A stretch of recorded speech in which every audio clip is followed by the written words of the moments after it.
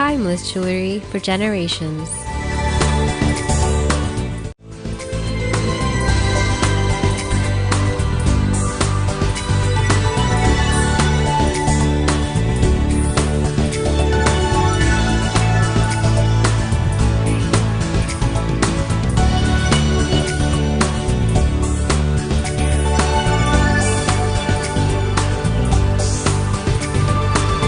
Suhag Jewelers, timeless jewelry for generations.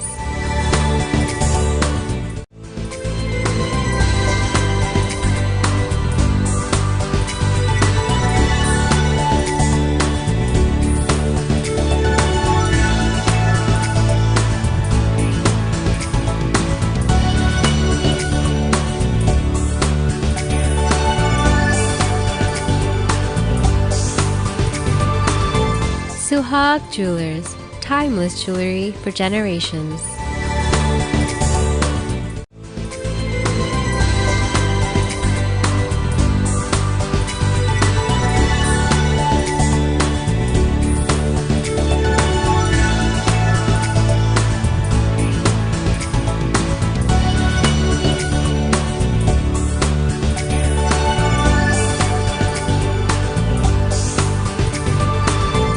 Suhag Jewelers, timeless jewelry for generations.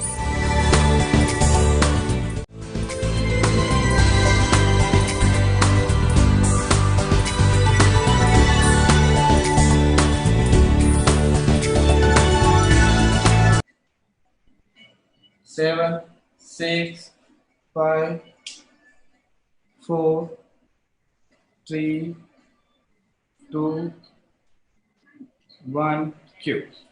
Hello and welcome to Straight Talk with ARUN Kumar. Today's topic is about, as usual, politics, and my guest tonight is Assemblyman from the state of New Jersey, JON Bremnick. Hello, John. How are you? Great to be with you. I really appreciate your time. Yeah, thank you for your time. John has been an assemblyman for over staggering 16 years now, and he's also been a councilman for 7 years.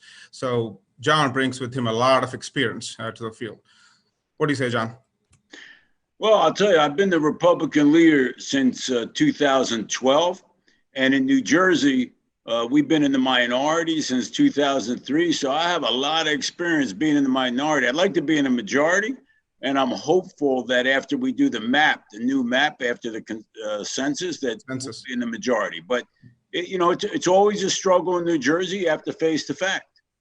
Yeah, it's funny you speak about that. That was my first question. Do you think New Jersey would ever be a red state in terms of Senate elections? Well, if you look at the pendulum swings in politics, right? You've had Democratic governor for 4 years, then you have a Republican governor for 8 years. Historically, if you look back, we've gone back and forth with governors. The difference in the legislature is that's a map that's created for 10 years. And if the map goes the wrong way, which it did 10 years ago, it's difficult to overcome that. But look at the presidential elections. You go from Obama to Trump. You go from Bush to Clinton. It's a pendulum. And pretty much that's how politics works. So yes, I actually believe that a Republican wins statewide. And if we had the right map, we can win statewide. Yeah, but that's the federal elections, national elections, right? New Jersey has pretty much been on the bluer side, if you will, for quite a long time. So Republicans have been facing a tough time to shift the pendulum, in this analogy, towards the red side. What do you think is stopping that from happening? Well, the gubernatorial elections, obviously that's not true because we've had Republican governors. On the legislative side, you have a problem with the map. We've lost the map twice. So that's 20 years of a bad map. If you had the right map, we could win the legislature, but twice we lost the map. And when you lose the map, you lose the legislature because legislatures are gerrymandered. And when they're gerrymandered, you almost can't win. So yes, there's more Democrats in the state, but there's a lot of independents in the state. Yeah, unaffiliated voters too. Yeah, I agree gerrymandering is one aspect of it, but otherwise, don't you think that's reflecting the voter sentiment? Somehow Republicans were comparatively unable to get closer to the voter base as much as the Democrats did. Do you think Well, that's something think about this. Chris Christie won by 60% of the vote, and that's only, let's see, 6-7 years ago.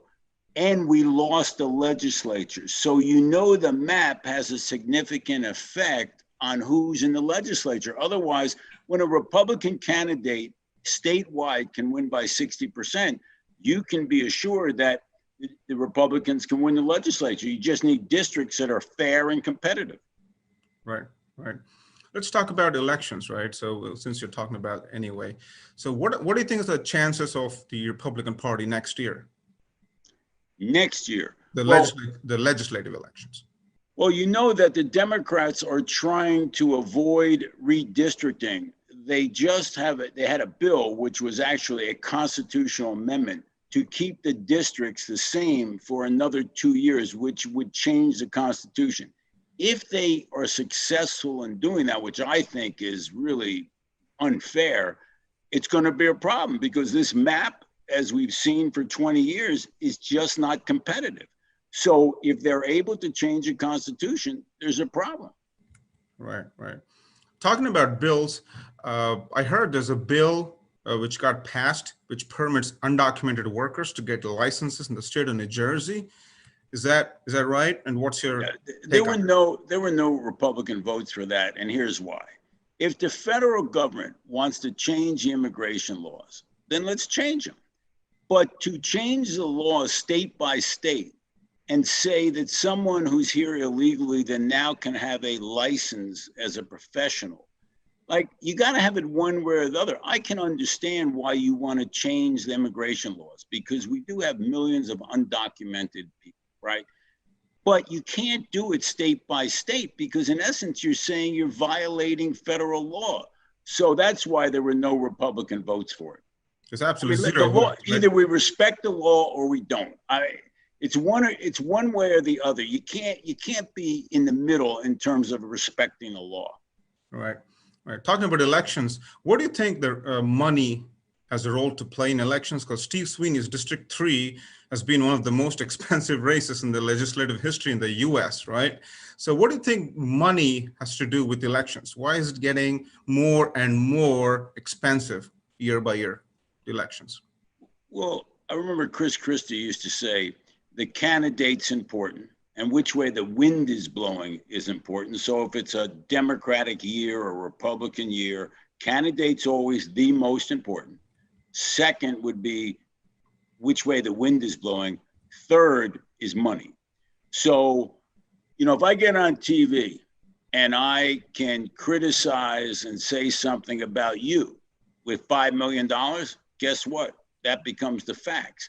Money is a really big deal because you can paint a picture of your opponent.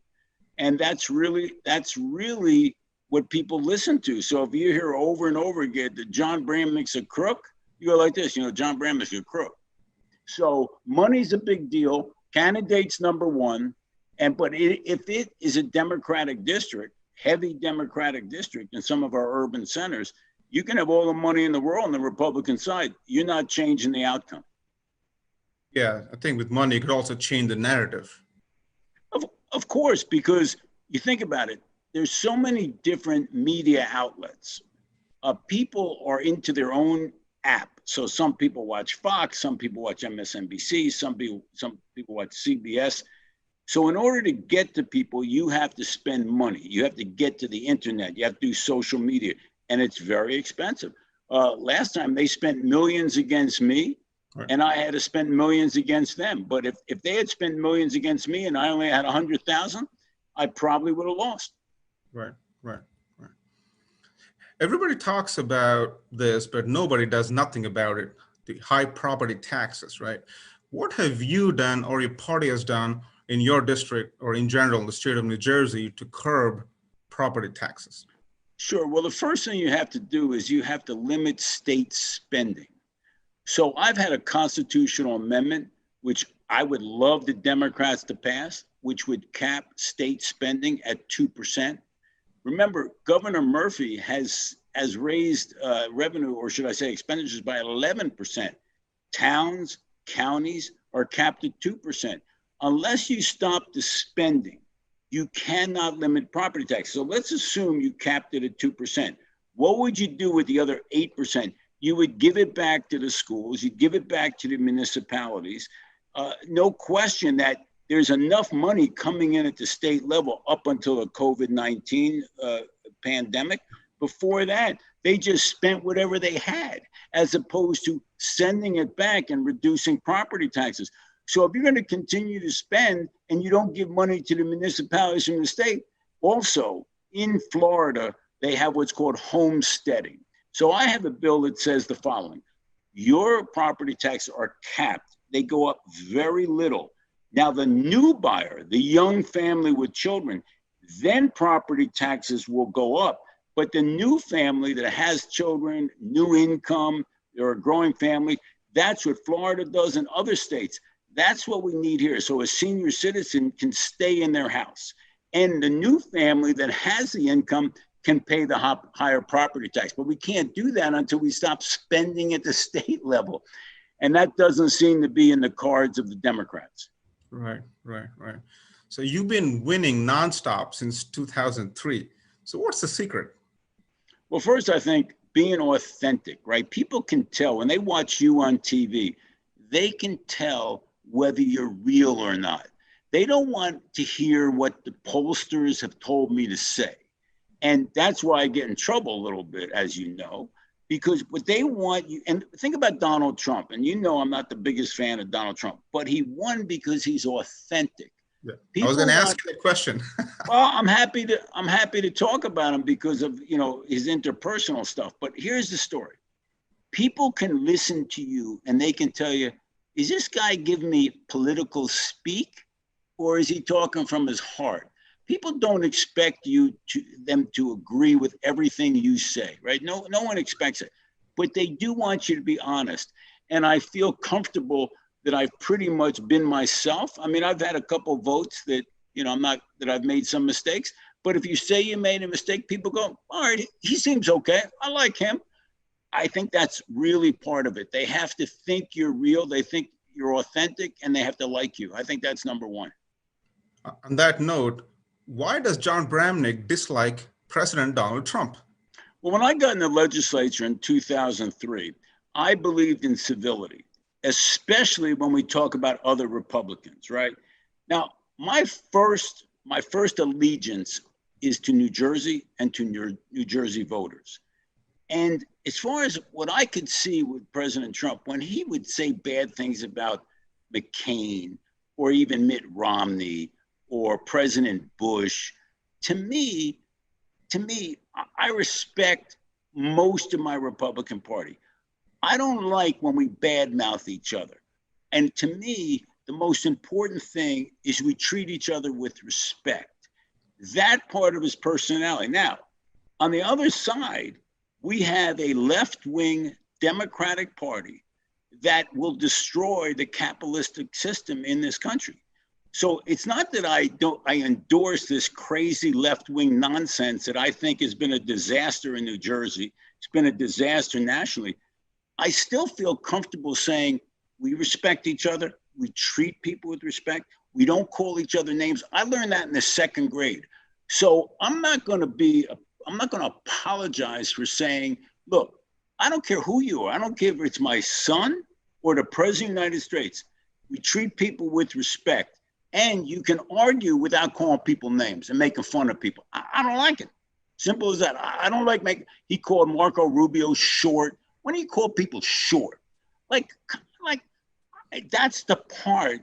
Be respectful. Treat people with respect. I find most people are like that.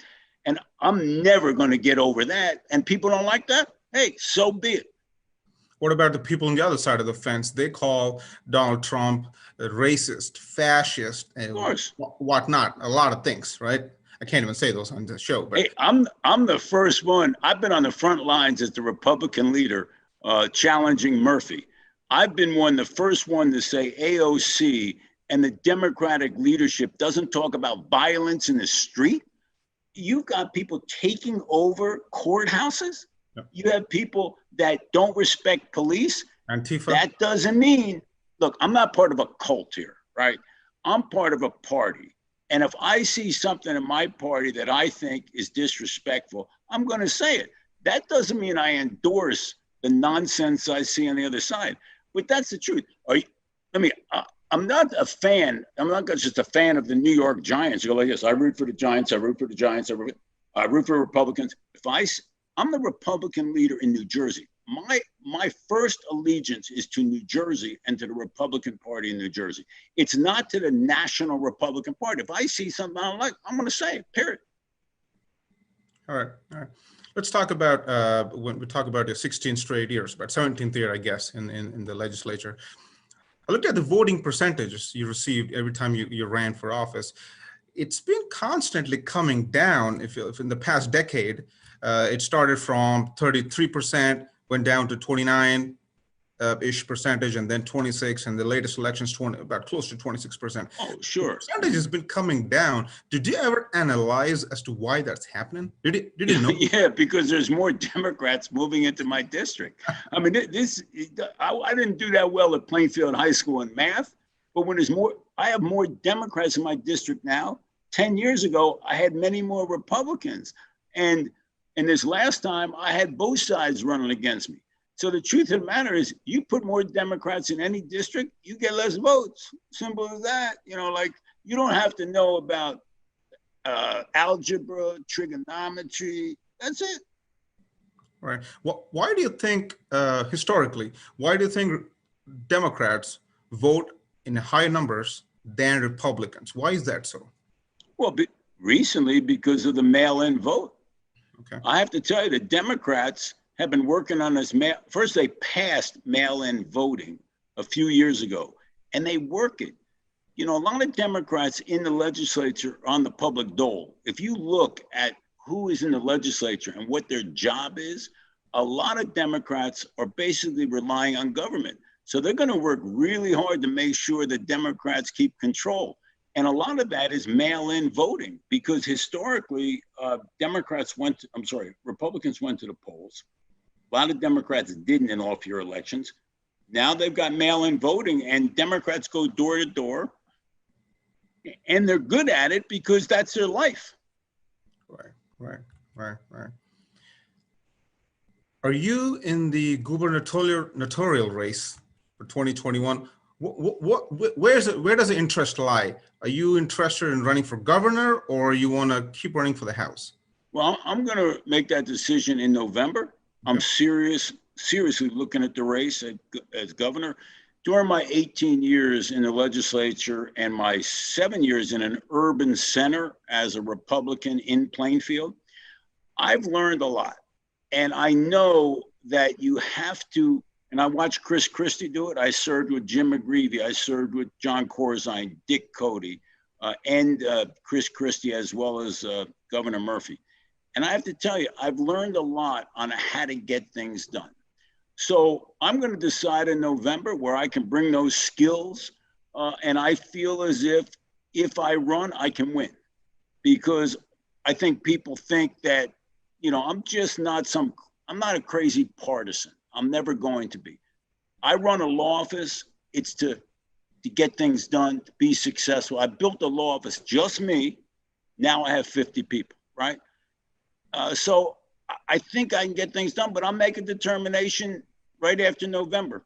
And as I said, I'm serious about it, and we'll see. But you know, I bring a little experience. Experience is good, and you know, in any business, experience really good. Yeah, it matters. It does matter.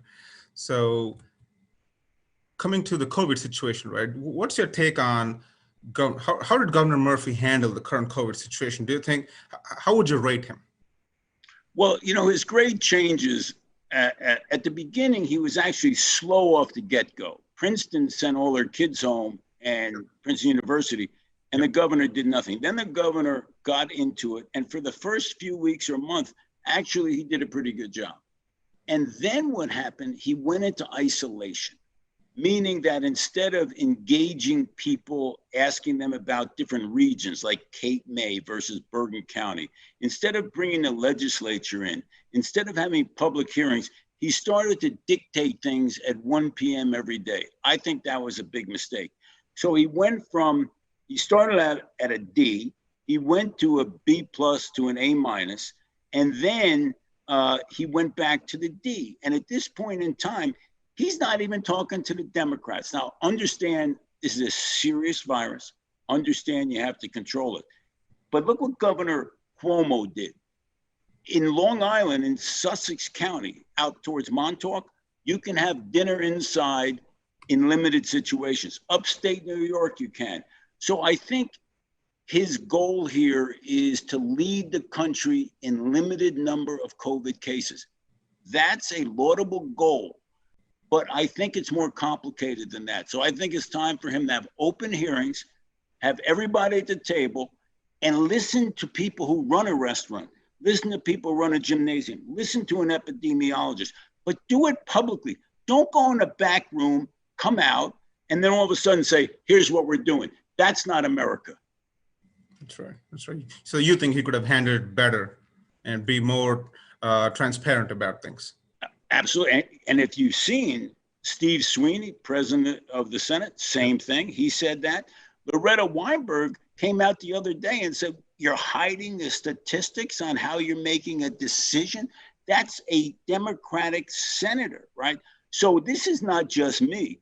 He's not talking to Democrats either. You know, once you get on CNN, once you get on all these TV shows, you know, you start to feel your oats and you don't listen to anybody. I think it's a big mistake. And let me tell you something. Personally, I get along with the fellow, friendly enough guy, but I think in this is still an open society. Yeah. So in your about 17 years of your career, you must have sponsored or supported several bills in the House, right? What are some, I'm pretty sure you're proud of all of them, but what are some of your favorite bills which gave you that job satisfaction, if you know what I mean?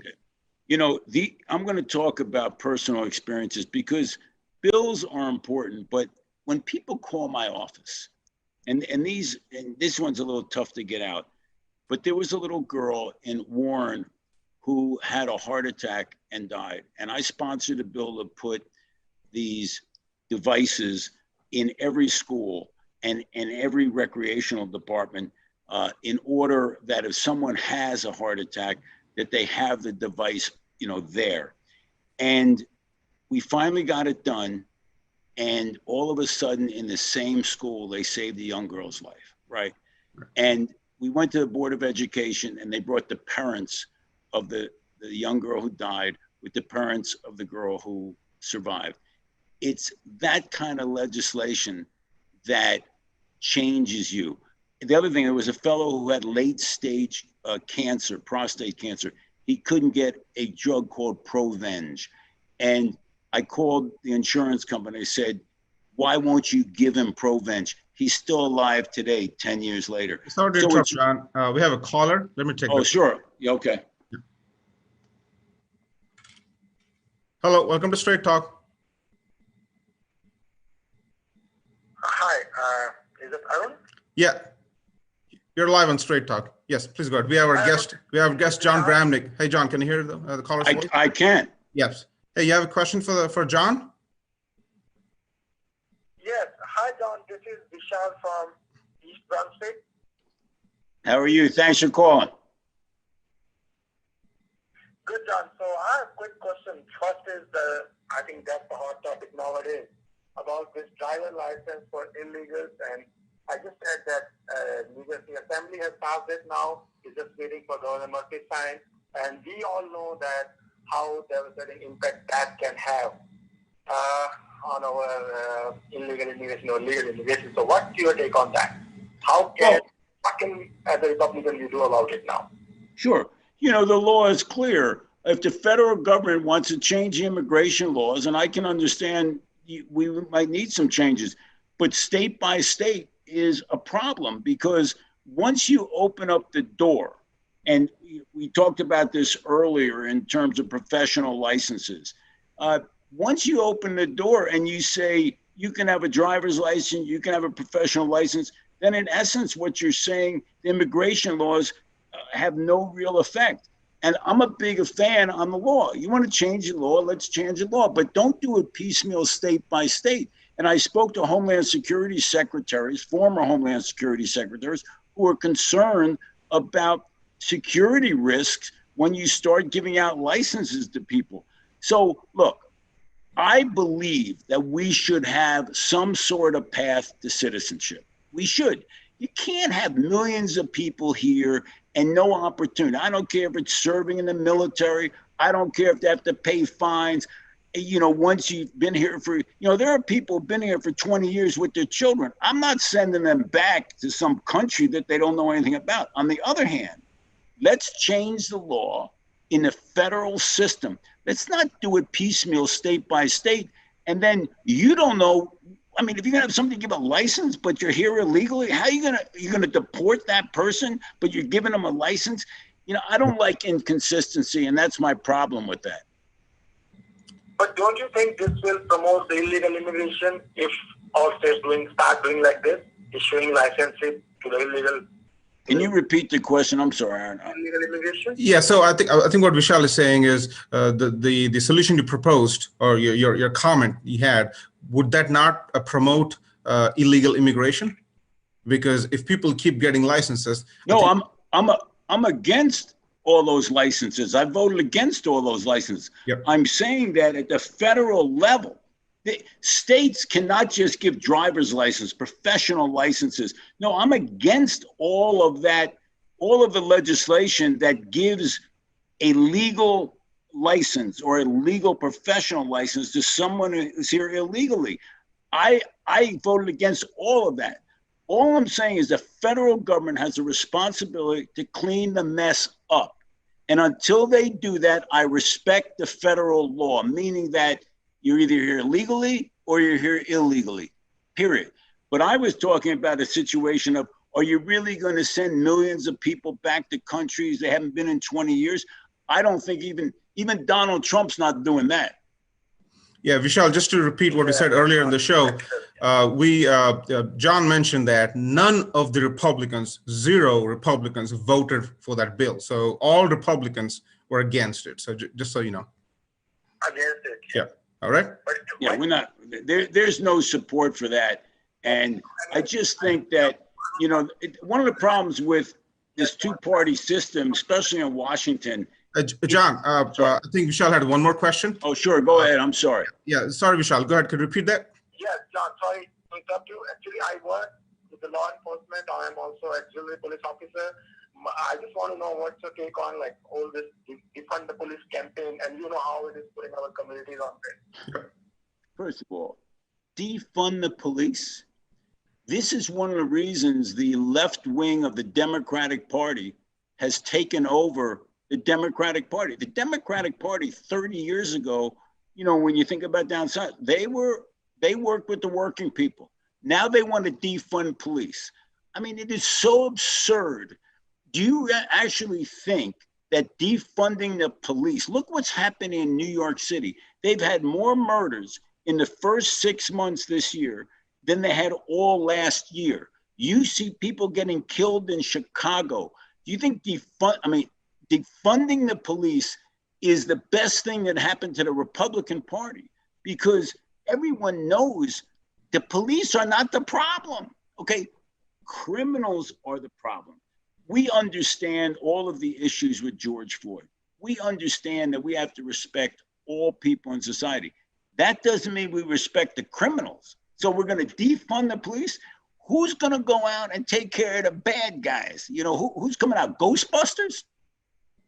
Yeah. So no, defunding the police is, the term itself is a disgrace. Right. To me, that sounds like almost like an oxymoron. Defund and police. Oxymoron.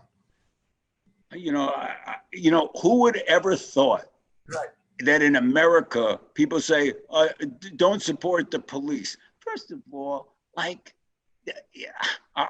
growing up, remember, I'm in my 60s. Growing up, if a police officer pulls me over with the lights on, I have to tell you, my heart sinks. And I think, even though my mother passed away, I mean, I can't even speak.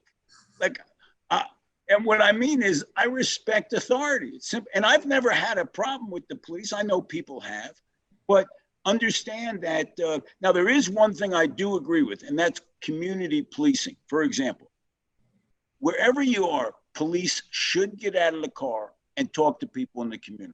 Right. I really believe that, because I have seen, and this has been going on for years. Stop, talk. If you have time, go into an office, go into a retail store. When I grew up in Plainfield, the cop on the beat. Now, we're not talking about, cops who don't have time for this. Right. But talking to citizens is in Camden, we went with community policing, crime dropped 80%. Yep. So we do need to engage with the community, but we don't need to defund police. That's for sure. Right. Michelle, you got the answers? Thank you. Yeah. Thank you. I appreciate it. Yeah. Thanks, Arun. Yeah. Thank you for calling. Thank you. So yeah, on that note, I can proudly say I graduated from the Citizens Police Academy myself. So it was an eye opener. Always had respect for police. It just doubled up after that course. How much they do, what they do for us. So I don't know. I'm deeply concerned that, if you have someone who does something like the police officer, George Floyd, most police officers, they respect people, they respect the citizens. I'm sad that we've gotten to the point in our society where it's us versus them. yep. And I think that's a threat to democracy. All right. Sorry, I interrupted you there. Let's finish that thought there about the bills you're talking about, the bills you're proud of. Sure. You're talking about setting up devices in schools. I think that's where we stopped. Yeah, well, I felt that the thing, as the Republican leader, sometimes my best bills actually don't get passed, right? Yeah. Because what happens in Trenton is when you come up with a good idea, the Democrats will take it. But I felt my biggest contribution was actually constituent services, helping people who, in my judgment, couldn't get the drugs they needed. The defibrillator bill in every school, I'm really proud of. And I'm proud of the bills that eliminated the estate tax in New Jersey. I worked with Chris Christie on that. People moving to Florida, reducing the estate tax was something that we did when Chris Christie was here. Anything we can do to reduce estate tax. We had arbitration caps at 2% to limit basically how much property taxes were going up in the state. That was clearly something we worked together with Governor Christie. Anything we can do to limit people's property taxes is what I focused on. All right. So I think that is all the time we have for tonight. Thank you very much, John. And whatever race you pick, governor or the lower house, we wish you all the very best on behalf of our TV channel. And any final comments? No, but I also do comedy, and I need to do comedy because politics, you need some kind of outsourcing of your energy other than fighting with the Democrats. But thanks so much for having me, and I'd love to come back anytime you have time. Sure, thank you very much. And to all our viewers, John Bremnick is also a stand-up comedian, which is why you can go to funniestlawyernewjersey.com and you can watch his stuff. All right. Thank you, John. Thank you for your time. It's always a pleasure. God bless. Thank you so much. God bless America.